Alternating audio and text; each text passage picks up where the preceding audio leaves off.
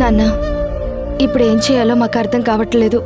ఈ సమస్యకి ఏదైనా పరిష్కారం చెప్తారేమోనని ఇక్కడికొచ్చాం.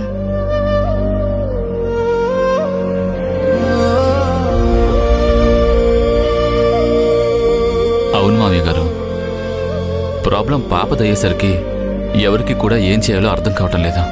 ఈ విషయంలో మీరే ఏదైనా సలహా ఇవ్వాలి. నేనేం సలహా ఇవ్వగలను?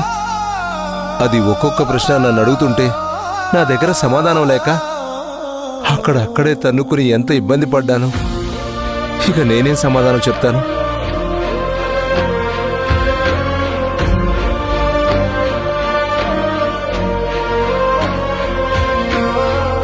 లేదు మావయ్య గారు, ఒకప్పుడంటే తొందరపాటు వల్ల, చెప్పలేని పరిస్థితి వల్ల మేము కొన్ని నిర్ణయాలు తీసుకున్నాం. అవి కరెక్ట్ కాదని ఇప్పుడు తెలిసింది. మీరే పాప విషయంలో ఒక నిర్ణయం చెప్పండి. అమ్మా భూమి, చాలా చక్కని మాట చెప్పావమ్మా. అనుభవం ఉన్న మనిషి చెప్పే మాటకి విలువ ఇవ్వాలన్న మీ ఆలోచనకి నేను సంతోషిస్తున్నాను.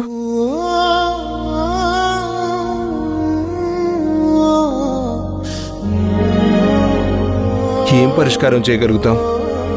మనం ఏం చెప్పినా ఏం చేసినా తను ఒకటే మాట అంటుంది, మా నాన్న ఎవరు, మా నాన్న ఎవరు అని. మా నాన్న గురించి మీరు ఎందుకు చెప్పట్లేదు అని.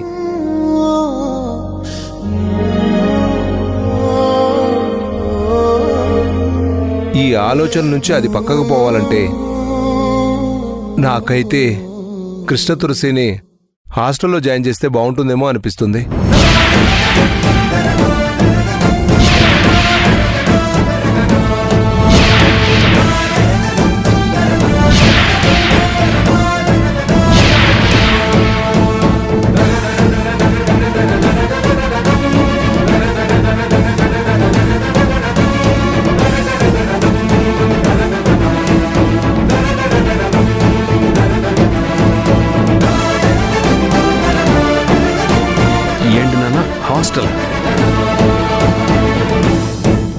హాస్టల్ ఉంటే మనం కూడా ఆలోచించాలి మావయ్య. రాఘవ బావ గారు పాపను చూడకుండా ఉండలేరు. రాఘవే కాదు, ఈ నిర్ణయానికి సుహాసిని మాత్రం ఒప్పుకుంటుందా?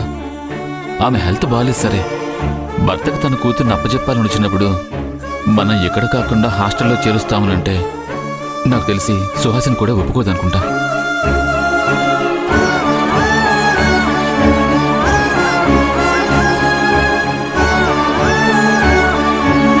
అవునా, హాస్టల్ అనే విషయం ఎందుకో నాకు కరెక్ట్ కాదనిపిస్తుంది.